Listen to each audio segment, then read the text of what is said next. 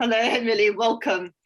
You are our winner for International Trick Dog Competition. It's our third competition. Purpose of today, we just wanted to meet up and for you to introduce a bit more yourself, Leo, and your plans and what you're planning to do in the future. So maybe if I start with just a little bit background, and then we can talk about you. It's not just about winners. I think everyone who took part. It was for us. It was an opportunity of building network of trick trainers across the world, but also is about helping every team to develop.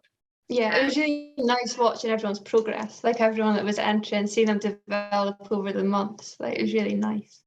Yeah, and that's why that's quite time consuming. We did spread it over a few, sort of 3.5 months, because we feel it's not possible really to achieve progression or to get to know each other properly during that time, if in a short one-off competition. Yeah.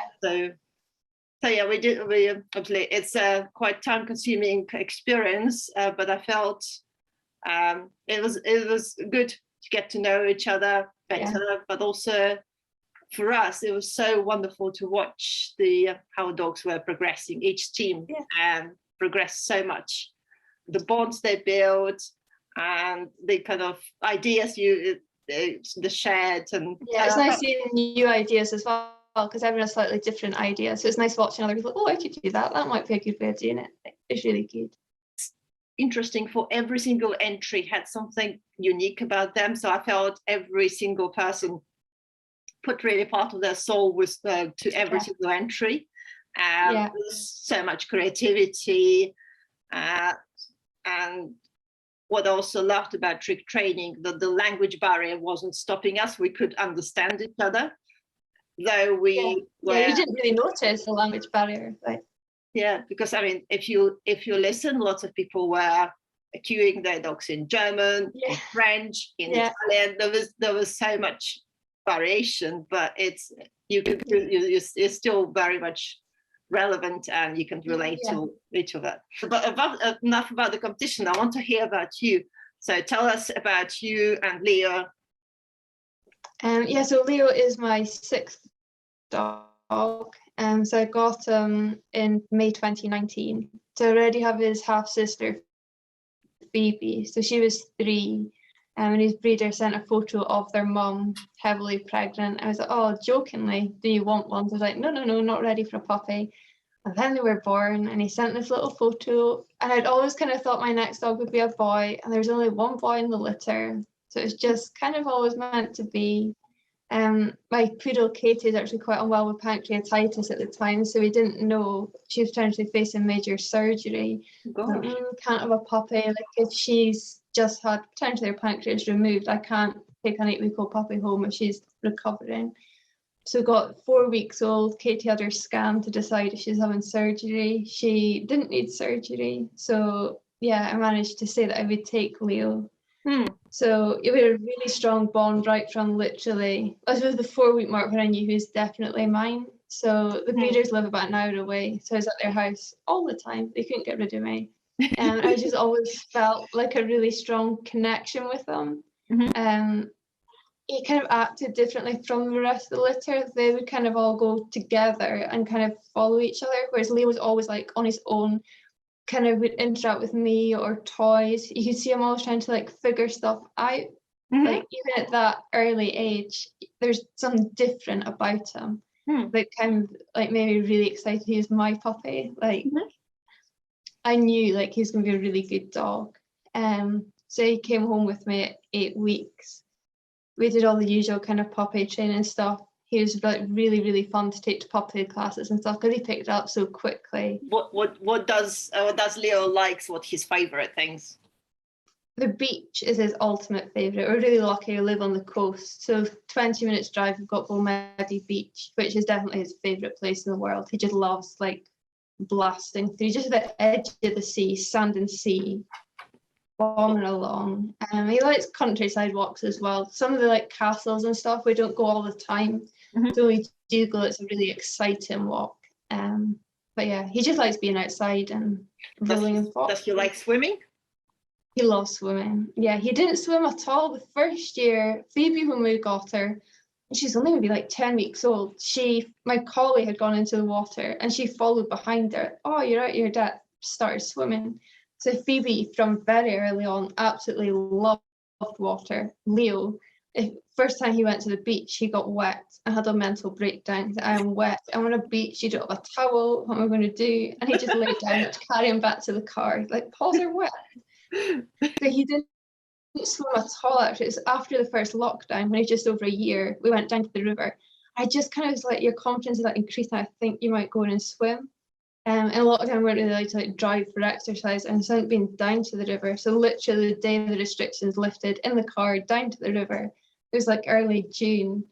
Threw a ball in, and he just took off. He's like, "Yeah, I can do this now."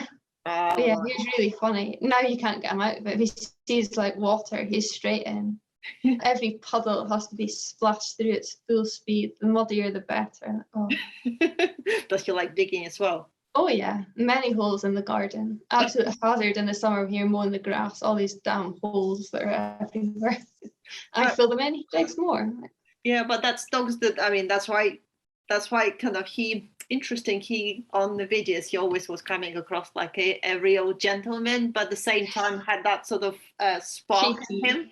Yeah, sticky spark. Yeah, I can't find socks. I don't know how it happens, because my socks go from my feet to the washing basket to the washing machine, and then either hang outside to the tumble dryer, back in a basket, back in the drawer. Somehow he intercepts this process. 14 socks he had one day buried in the garden that went out and found. Like, how are you getting them? Like, well, you need to train the Phoebe to find them. Find them. Yes, dig them out. His favourite, if it's frosty, he'll take out a sock, leave it overnight, and it'll freeze. And then he'll go out in the morning and get it and bring in a frozen sock. But I'm so clever, frozen your sock. Interesting. As we're talking about the food and toys, what actually genuinely motivates him more? Was it food or toys, or do you use both as motivation? Food mainly when we're training. He does like playing with toys, but like bringing them back, he does kind of want to swap it for food.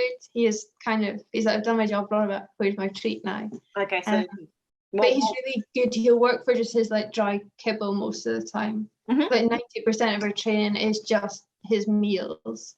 Yeah. And then he'll eat anything, dog treats, homemade dog treats, chicken, beef, any kind of spare meat he really likes.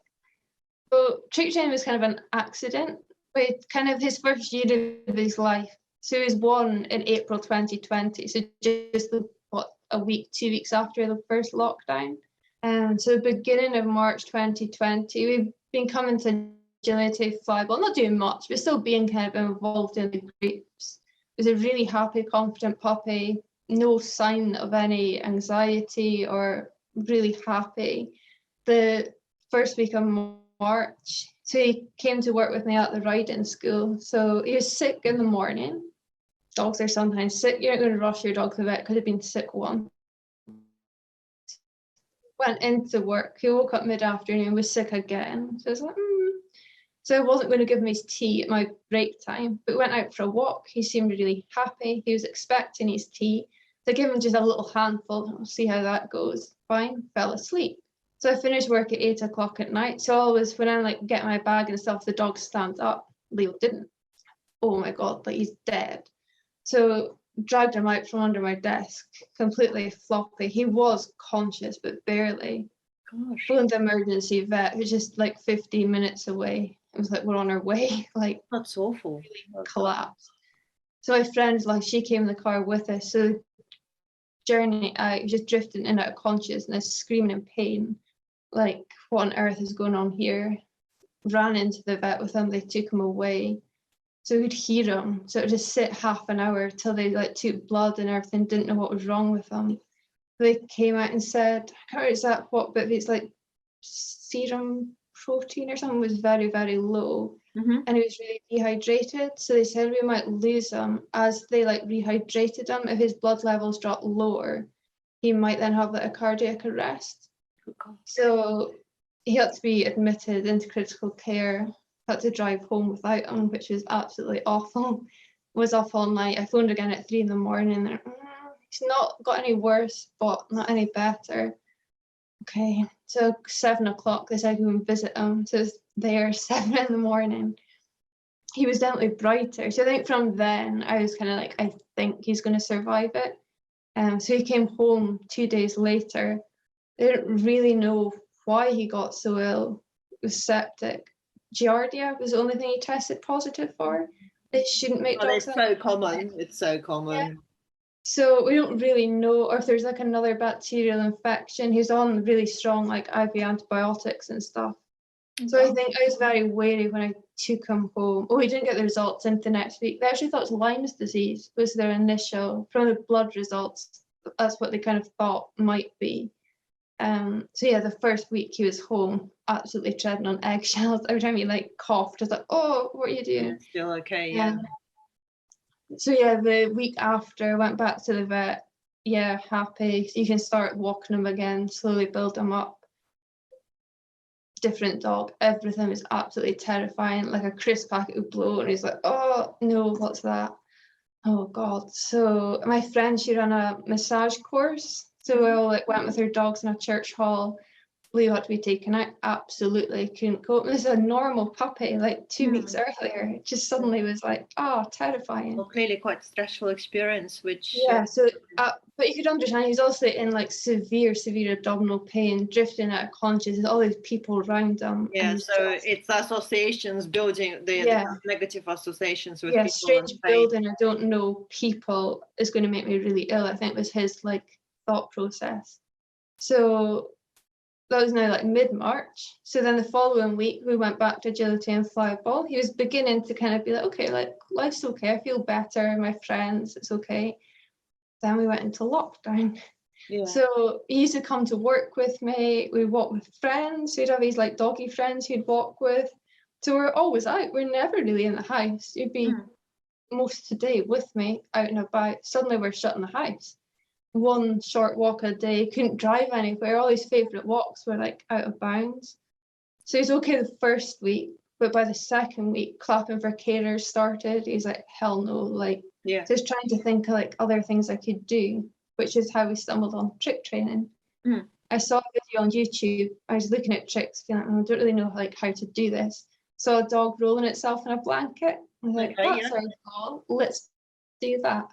So I struggled trying to get him to do it, just putting a blanket down, giving it into his mouth, asking him to roll. He knew roll over, but he didn't know how to hold anything in his mouth. So we persevered on with it for a couple of weeks. We weren't getting anywhere. It's like, right, how do you teach dogs like a really good mouth target? So then it took me almost 2 months to get a really solid hold. And that was kind of the turning point of like, okay, like this is how you break things down. This is how I can get him to do it. He loved it. Even though like we're just training, was holding a spoon in his mouth that he started with. So it wasn't, like, I don't think it would tire him out, make him that happy. We weren't jumping about having fun. We were literally just sitting in our living room holding a spoon. But Leo's brain, like it gave him something to focus on. I could tell him he's a good boy all the time. I think he was quite worried and was like, oh, am I doing something wrong? But I could keep telling him he loves clicker training. He knew clicker training. So just being able to tell him, you know, for half an hour a day in various spells, he's a really good boy. His confidence, you could just see him being like, yeah, like this is good. You could really look forward to training. He'd bring his clicker, bring me spoons, like, come on, we're going to do it. So we mastered the hold and then we put it together. We got a roll in the blanket. So it's like, okay, Leo doesn't want to stop. He was still expecting to be trained. So then we did stacking rings was our next one, which I think it was about 6 weeks it took of like training 3 times a day to get these rings onto the, I ended up using a kitchen roll holder. He got that. All right, what we're going to do now. So I'd seen putting coins in a piggy bank was on the like do more with your dog list. Yeah. So I was okay, it's another like 6-week project. It took 20 minutes. Yeah, once they get switching to that mood, they really kind of. He was like, yeah, this is what you want. Yes, that's what I want. So from there, we've never looked back. Once we reached the point we tried the coins in the piggy bank, he understood kind of shaping, trying out things, offering behaviour.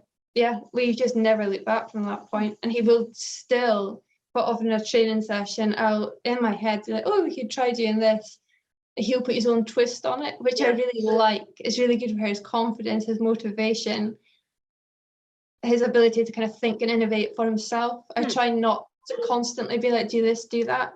I really like free shaping, just giving him an object, be like, what can you do with that, and seeing what he comes up with, and it makes him so happy. Like, but I think that's notable because he feels like partner when creating the trick. Yeah, we're a partnership. It's not a dictatorship. We're not, right, you're going to do this. We're very much equal when we're working on tricks. I really value whatever he thinks. If he wants to do something, if he wants to put an extra spin in or push something with his nose, absolutely, I let him do it, reward him for it. I always notice when I train tricks, it's like language. It's like when you learn foreign language, you suddenly reach certain amount of vocabulary where you can have a conversation. Which was like the tricks. We did our like mouth target, roll in the blanket, the stacking rings, which took forever, and then it was just suddenly we could speak. We got each other.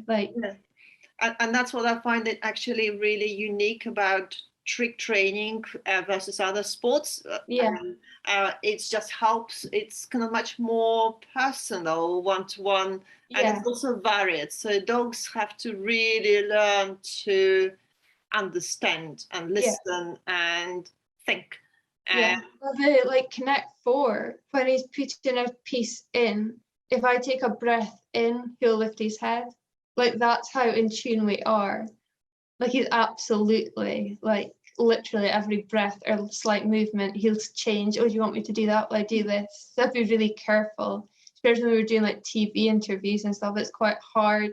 Doesn't Leo needs me to be in a certain position in a certain way, but then the like TV people are like, I'll move around that way. No, but Leo needs me to be here. Which is, we're kind of working on now, him being a little bit more flexible. Well, you could do that there, but I could move over here. And he's like, no, I can't. But then he doesn't. He's like, okay, that is a possibility. Tell, as we mentioned, TV, tell me about the variety of projects you have been involved with, Leo, because you've been on telly, you've been in newspapers. So media moves quite fast. They will literally contact you. We did Jeremy Vine, it was August. So it was something like crazy. It was like 5:20 the night before. I just got this message on Facebook, oh, do you want to be on tomorrow morning? Oh, I've never done anything like this before. So we did it was on Zoom. We did the technical rehearsal, and absolutely nerve-wracking in the morning, having to sit and wait. And they changed everything. So the night before, we did a practice with a producer or whatever. Yep, this is how we're going to do it. Also, a different team on in the morning. They saw it and we're like, no. Put the connect over here. You turn around. What? We've rehearsed it this way. Obviously, they're not dog trainers. So it's we can't. So literally, about 30 seconds before we were on air, the Connect 4 set was moved, probably about a meter. But you did it. But yeah, that's definitely, I don't really like the pressure, live TV. It was really, really stressful. But a good experience, something I'll never forget. Yeah, we had our local news station, STV, they came about 4 weeks ago. So they again messaged on Facebook the night before. So they said they needed half an hour and they wanted to do the CPR. Oh, okay, yes. So how many people? 2 people. Excellent. We'll be fine with that. So they came in, said hi. They kind of looked around the room. We're like, okay, so what tricks are we going to do? CPR. Oh, can we not do other stuff first? Sorry, what? So we already had quite a lot of food because I just did a 10-minute CPR thing. That's easy. Won't need much for that. 3 hours later, they left my house. Oh yes. Leo had 3 days worth of food. He's very, very happy. He's so young, but you've done so many things already with him. Have you got any sort of plans or hopes or projects for the end of winter and spring? Have you got any sort of? So our next, actually, the day the competition finished, I got a message. Last year we did the Tripods Foundation America, the painting auction. Oh, okay. So they auction off, I think there's 12 dogs. pretty much from different countries, auctioning off paintings that dogs had done, which Leo last year had only learned to paint, I think, like 4 weeks before. So it's a very new thing. So he's painting last year, and it's just under £100 it raised. Which I thought was crazy that the canvas is like £250 from Home Bargains, that the paint is pennies. So yeah, we've been asked to do that again. So we need to get ready and decide what we're going to do this year, and yeah, get that all filmed and ready to go. I really liked your idea that you did for Valentine with the scratch as a variant of the same with the scratch paper. That's really cool idea. The Baker Ross website has got quite a lot of like kids craft stuff. Yeah. So yeah, I started looking through there, looking for various things. Initially it was actually like a wooden heart that I was going to get him to paint. I was like, we've done painting before, and then I saw the scratching. I used to love doing them as a kid. So yeah, when I saw them, I was like, okay, that's definitely. And I wasn't sure if he could do it, but I taped the like wooden thing onto one of his brushes. So yeah, literally like a minute. So yeah, I can do this. Where do you get ideas for your tricks? Because you've got lots of very unique tricks. I was just looking, like, if I go shopping, going into the kids' toy aisle and walking up and down, what could Leo do? There's a lady I trained, she works in a charity shop, so she like got me a toy train and stuff. It's really good. Like, she has lots of ideas. And yeah, YouTube, watching what other people have done, just in day-to-day life, like the ice cubes in a glass. I was in a restaurant watching, like, Leo could do that, I think. So I bought some ice cubes on the way home, like, can you do this? Like, yeah, no problem, excellent. The Valentine's one we did with pizza in his mouth. So I think the first submission, we'd done just a really simple, like, pizza on plate, giving it into my hand. And the feedback was like, oh, try and do like more longer sequences. What the hell do you do, like, pizza from plate hand? Like, how can we like jazz this up a bit? So I asked him to go to Mark and bow, but he spun. So I was like, I didn't really think to ask you for that, but yeah, we can spin with pizza. So yeah, we ended up spinning with pizza in his mouth. So yeah, a lot of it is just seeing what Leo comes up with, giving him some objects, and like, what can we do with this? And yeah, always looking for new ideas, because he's not even 3 yet. So yeah, he loves learning new stuff. So I need to have lots of ideas to keep him happy. The Leo is super talented, but you've got the other 2 dogs, so I think you're underestimating your own. It's actually really interesting. The stuff I couldn't have done with Phoebe without having Leo first. Like, he's like taught me how to train it. Like Phoebe reversing around an object, I struggled. Before I had Leo, she could orbit around me. Not very well, but we could just about do it. But like having Leo, seeing how he learned to like reverse around an object, it then made me able to teach Phoebe to do that. Same with the mouth target. I had kind of tried to do it with Phoebe. Our mouth target wasn't great or that reliable. Doing it with Leo then kind of taught me how to transfer it onto other dogs. So it's really interesting actually how he's brought out the best in Phoebe by letting me like practice on him first. Like, okay, this works, right, Phoebe, do it this way. Do you normally train them together, or do you train them separately? So come through into this room, which is supposed to be our dining room, but now it's a dog training room. So Leo's crate is like under the dining room table, so they always come through together, and then I'll kind of turn about. So we normally spend maybe like 15 minutes 3 times a day, and they just swap about, it takes turns, do a bit together. Yeah, they don't like being left out. If one's like through in the living room and I'm through here, the other one is definitely like, wants to be involved in that. Yeah, they're all eating treats, they're all having fun. Katie just sleeps on the sofa. She's not interested in any of this trick carry on. Do you feel when they train together, they learn from each other as much as they learn from you?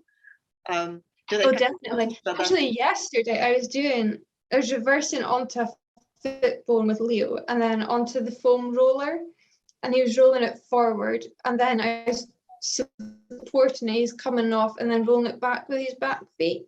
Then I did it with Phoebe and she did it. So she absolutely learned from watching. There was nothing there. Like, I wish I'd filmed it, because she just was like, yeah, this is what we're doing today. Yeah, it is. Like, which is really, yeah, she definitely learns watching Leo, which you don't always think, because she's quite like fast twitch, always kind of moving, that she's not like taking stuff in, but she definitely is. Like, Yeah, I also find it quite interesting. So there's different things are easier to teach directly, and then other things are easier to teach. They learn faster from watching other dogs or more experienced dogs. Or so I think Phoebe gets quite frustrated quite easily. So you're training something a certain way and she's not getting it. Her brain's just like, I don't understand, I don't understand, I don't understand. Whereas Leo, if he doesn't understand, he can more work through it and we can still get the end result. Phoebe, we do have to change it and be like, okay, we'll do it this way. And so I said, yeah, I get that. Which is kind of interesting. Like Leo's definitely much more, he'll work through his frustration, but okay, I need to work this out. Whereas Phoebe, just you need to change it slightly, and often not a big change. Yeah, I understand that. It just there. Yeah, I think it's amount of both attention but also patience. I mean, people no patience. Phoebe has to be like really like paw buzzers, or Leo very precisely. Phoebe's feet were just like you don't know what you're doing, Phoebe. Just anything to try and get food. That's why we're very much thinking that every dog has a talent, and kind of tailoring the tricks to fit the dog. It really helps to unlock them, because if you teach the same trick to every dog, and in the same way, actually it's not.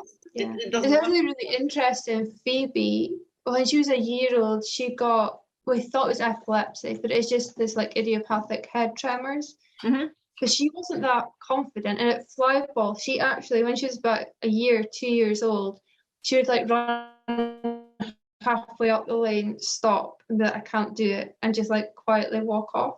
Now she's one of her fastest dogs, absolute rocket. And it is trick training. I'm pretty convinced.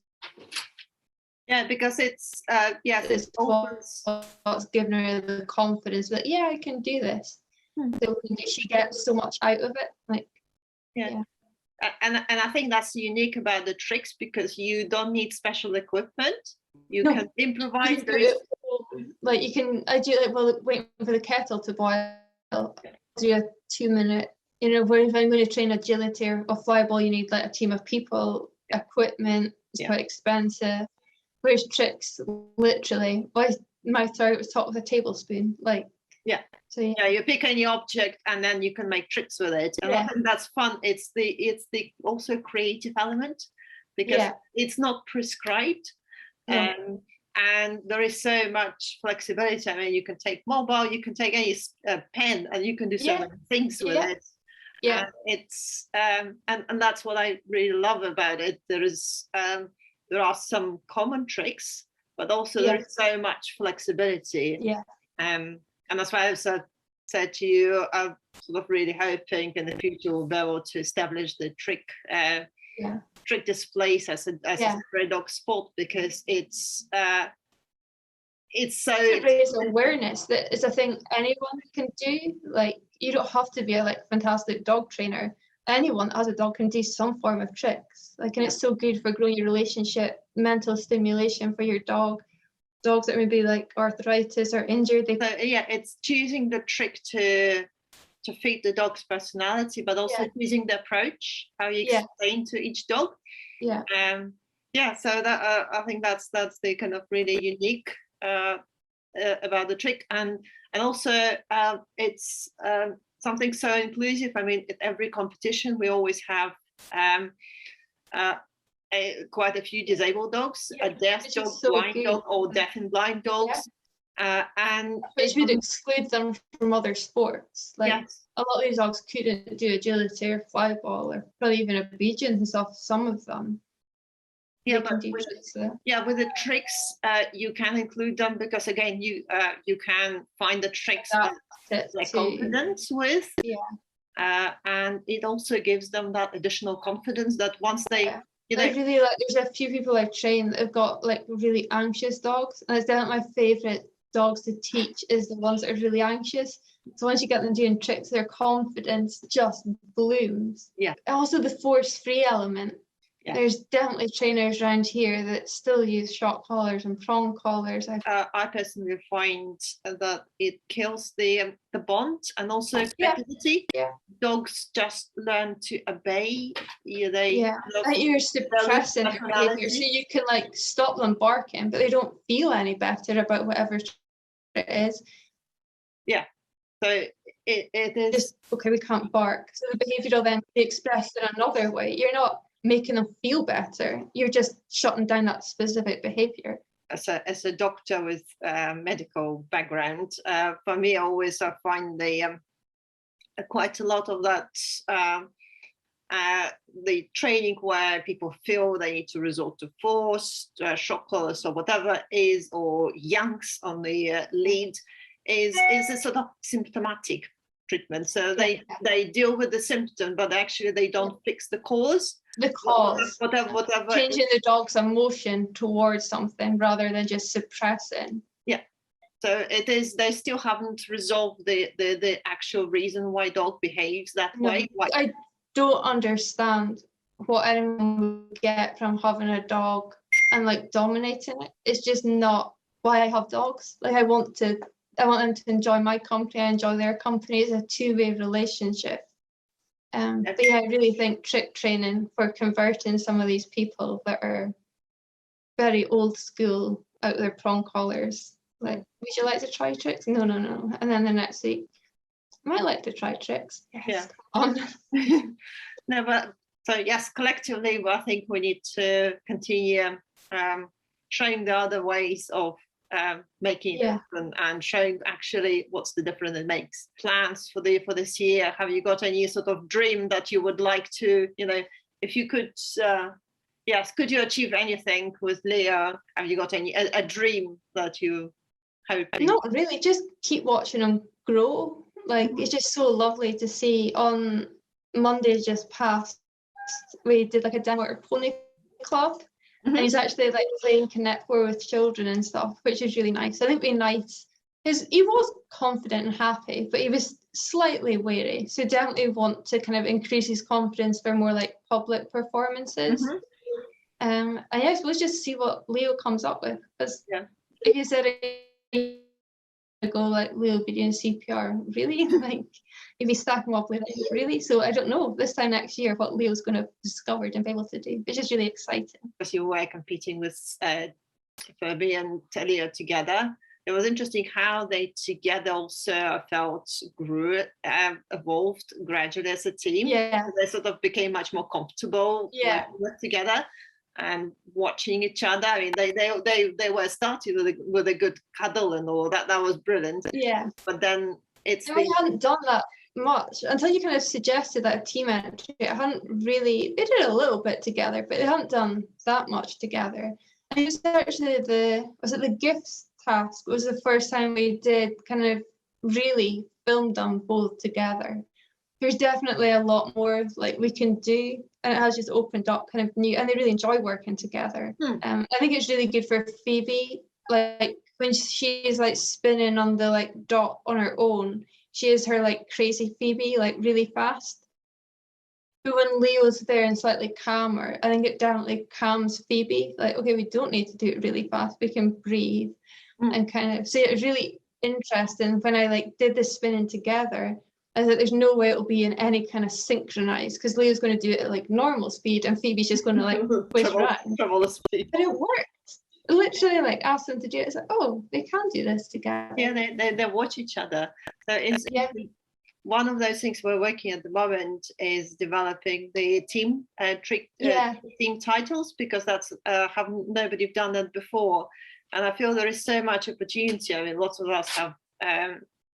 More than one dog, and it's the one that many tricks with two or more dogs, and I think that's kind of is a new growing kind of for me personally area of innovation. So that's the there's definitely more like the stacking rings and stuff. Phoebe can stack the rings at like lightning speed. So then that's the next kind of team one I'm going to try and do is getting to do like alternate rings on the holder, see if that or it's also good if you're like tight for time as well. You can train both dogs in like a 10 minutes instead of doing like 10 minutes one dog, 10 minutes the other. Yeah. And it also opens door to a different type of tricks. You can do a lot of collaborative tricks. Yeah. Yes, they could alternate, but they could also say, for example, she could hold something while he's doing. Yeah. So there is that sort of opportunity, and there's so much more things you could do with two dogs when they're happy to. I think because we do quite a lot of like free shaping, they feel quite comfortable kind of trying stuff out. So we're doing the one, it was the Valentine's one with the roll of sweets with the balloon attached for Leo. Yeah. So I asked him to like reverse round, and then he initially was just like coming out, and then Phoebe was going to encircle it. I didn't actually think the box would take his weight, but he just hopped to it. It's really nice. Like if I hadn't been making him wait to then get Phoebe in, I would never like had that moment with him like, oh, okay, this works. So, yeah, it's really nice. And like Phoebe as well. It was the orbit. It's the first time she's ever like reversed round. So my initial plan was Phoebe was going to go round like normally, and then Leo was going to reverse round Phoebe. But because Leo was doing it reverse, I was even using my cue for reverse. Phoebe was like, I can do it backwards. So we'd only go around a washing basket. We'd added in a rose in the washing basket, but not another dog. And then Phoebe just suddenly felt confident. Yeah, I can do this. Excellent. Like, I mean, they learned a lot by watching each other. Yeah, it's so much fun watching the dogs kind of watching each other. Like, and see that sort of aha moment. Yeah, it's so much fun. I love that. I don't think I've really seen, we've done a couple of other little like trick competitions, but I don't think there's ever been like a team class as such. I've never seen like the opportunity to really enter the two dogs. Yeah, but so we're nearly there with the team titles. So that's kind of again starting with something very basic, i.e. dogs being comfortable around each other, and then growing to a bit more advanced tricks. And I think it will be exciting. It will be an opportunity. And to kind of wrap it up, so we're sort of we're talking for a while. And I was wanted to ask, what would be your advice to anyone who's sort of considering trick training and thinking, oh well, is it for me? I think you just give it a go. Like my biggest regret is with my collie Poppy that I didn't do it with her. Like my kind of apprehension of it's too difficult, I can't do it, I don't want to try and fail. I should have just tried it. Like you can't really fail, and if you do fail, you're in your house on your own, so no one needs to know about it. To get started in it, and I just think it could benefit so many dogs. I don't think there's a dog I know that wouldn't benefit from trick training. Like really. Yeah, the same, because they are so universal, and you can always choose find a trick that dog will like. Yeah, and I think for me the key moment was when I realized I can just break it down. Like it'd always been in my head, like the roll in the blanket, I've got to teach them to hold the thing and roll in like a oneer. But you can take 6 weeks to do it. It's okay. Break it down to little steps, get your mouth target. And then we changed it to like a square of fabric and a little bit bigger fabric, then like a towel and then a blanket. Like there was no pressure to be like, you need to roll in a blanket today. Take your time and enjoy it. And a lot is like enjoy the journey with your dog, not just on your end goal of like I want to teach them to stack rings. Enjoy the learning experience. Which if you really train, I feel they're very focused on like the end goal and they kind of forget to enjoy it. Like we're working towards this. Like have fun. Oh yeah, I forgot to have fun. Yeah, it's a bit like as a mama, sort of remember kids learning to walk. You sort of you want them to walk, but also with the second one you realize actually when they're walking, it's kind of then they will be walking, but watching them learning to walk is so much fun, and you will never you will never return that moment back. I find that people that are willing to kind of see their training as like a sliding scale, so like your end goal's there, but you slide up a little bit, dog starts to be a bit apprehensive, struggling a bit, slide back a bit, and then you can shoot forward. Instead of people that are solely like, no, like they can do that now. Just take it back a step, or train something else, scatter feed, take the pressure off. There's no pressure to be like every session make it more difficult. Which for a few people I've trained really been a light bulb moment being even in our like Zoom lessons, you can make it easier. I don't expect like constant progress. If your dog's feeling a wee bit overwhelmed, take it back a little bit and then we can move forward. But another interesting thing I noticed with Leo is he's working independently. One thing I've often noticed with the trick training, people still clinging to luring with food, with hand, but it's not dog just learns to follow the hand. No. They never stop and actually think really properly. And so it's and that's advice we always give to people is luring. Yes, it's really useful to when you start teaching, absolutely, but you need to once the dog is confident, you need to start to fade out. Fade and it's again, you can always add back in the lure. And my dog can do it on a verbal cue in my living room, but when I go to the park, they can't do it. I'll lure a little bit and then fade it. It's not once you stop luring that you can never lure again. In a different environment, you might need to make it a little bit easier and then fade it out again. When there is a distractions, it's like a new environment. It's quite often many dogs see it as a totally new trick. It's approving the trick, making sure they do it. Which I definitely Leo now, he can generalize a lot better. So if we learn a trick like in this room now, if I go down to the local park, like 99% guarantee, unless it's super busy, he will be able to do it. Whereas like 2 years ago, he'd learn something here and then we do it in the back garden and then a really quiet park until we kind of generalized, got his confidence up. He's, I can do it anywhere. Yeah, you can. But just not putting too much pressure on your dog to perform and always be willing to take it back a step, make it a bit easier. And then you'll find you progress so much quicker because your dog's confidence up, they're feeling good, they're enjoying it. So just take the pressure off. People who get really like stressed about it, I don't know, just make it easy. For me, I think the key word is fun. So are you having fun? People if you're having fun, then it's fine. Doesn't matter where you are in your journey. You are having fun. I also quite often finish, most of the training is done with food. What he enjoys playing, so most training sessions will finish with playing. We'll be down on the floor with him. He likes his like rubber cagey ball. We'll play a bit of that. We'll play some tug. He'll run away with it. He'll come back to me. We'll like have some fun. So I always make really sure that I'm finishing every session on a high. He's feeling really good. He's having lots of fun. He wants more. I'm not stopping when he's like brain dead and exhausted. Always stopping when he would actually still do a wee bit more.